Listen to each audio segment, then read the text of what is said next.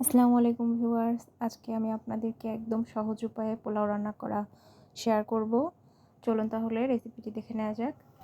এখানে আমি একটি পাত্রে প্রায় হাফ কাপের একটু বেশি তেল গরম করে নিলাম। তার মধ্যে সামান্য পরিমাণে পেঁয়াজ কুচি দিয়ে দিলাম, আর কিছু তেজপাতা, আর কিছু এলাচ আর দারচিনি দিয়ে এখন খুব ভালোভাবে এটাকে হালকা করে ভেজে নিয়ে এবার এর মধ্যে দিয়ে দিব সামান্য পরিমাণে আদা বাটা। এবার এটা একটু ভেজে নিয়ে এখন এর মধ্যে দিয়ে দিব, এখানে চিনি গুঁড়া পোলার চাল নিয়ে নিয়েছি, আমি খুব ভালোভাবে ধুয়ে পানি ঝরিয়ে নিয়েছি। এখন চালটা দিয়ে একটু ভেজে নেব। চালটা খুব ভালোভাবে ভেজে নিতে হবে, আর জালটা অবশ্যই মিডিয়ামে রাখতে হবে, রেখে খুব ভালো মতো এটাকে ভেজে নিতে হবে। অবশ্যই বারবার নেড়েচেড়ে ভেজে নিতে হবে, না হলে কিন্তু নিচ থেকে পুড়ে যাবে। পেঁয়াজটা দেখলেন আমি কিন্তু একদম হালকা করে ভেজে নিয়েছি, কারণ পেঁয়াজটা বেশি লাল করে ভাজলে পোলাওটা কালো হয়ে যাবে, দেখতে ভালো লাগবে না, এর জন্য। এখন এখানে আমি দিয়ে দিলাম ফুটন্ত গরম পানি।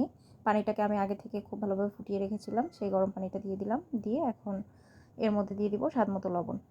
স্বাদমতো লবণ দিয়ে ভালোভাবে নেড়েচেড়ে এখন উপর থেকে 4টা কাঁচামরিচ দিয়ে দিলাম। কাঁচামরিচের মাথাটা আমি একটু হালকা চিড়ে রেখেছিলাম। এখন ঢাকনা দিয়ে অপেক্ষা করেছি পানিটা শুকিয়ে আসা অবধি। পানিটা যখন এরকম শুকিয়ে আসবে, এখন এটাকে আমি আবারও দমে রেখে দিব প্রায় 5 মিনিটের জন্য। এখন উপর থেকে আমি একটু 1 চামচ পরিমাণে ঘি দিয়ে দিলাম, দিয়ে আবারও ঢাকনা দিয়ে অপেক্ষা করব 5 মিনিটের জন্য। দেখুন জালটা আমি কতটা মিডিয়ামে রেখেছি।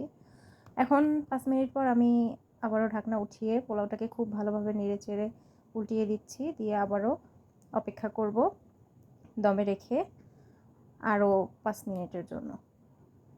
5 মিনিট পর দেখুন ঢাকনাটা উঠিয়ে পোলাওটাকে আমি নেড়ে নিয়েছি। এখন উপর থেকে আমি বেরেস্তা দিয়ে দিব। আগে থেকে পেঁয়াজটা আমি ভেজে রেখেছিলাম, বেরেস্তা করে রেখেছিলাম, সেটা দিয়ে দিলাম। দেখুন পোলাওটা ঠিক কতটা ঝরঝরে হয়েছে। কোনো রকম দুধ বা কোনো রকম বাদাম বাটা এগুলো ছাড়াই আজকে রান্না করেছি আমি, তাও পোলাওটা অনেক সুন্দর হয়েছে আর অনেকটা ঝরঝরে হয়েছে। আশা করি আমার এই সহজ রেসিপিটি আপনাদের ভালো লেগেছে। এরকম আরও সহজ সহজ রেসিপি পেতে অবশ্যই আমার চ্যানেলটিকে সাবস্ক্রাইব করে পাশে থাকা বেল বাটনটি অন করে দিয়ে আমার পাশে থাকবেন। আজকের মতো এখানে বিদায় নিচ্ছি। আল্লাহ হাফেজ।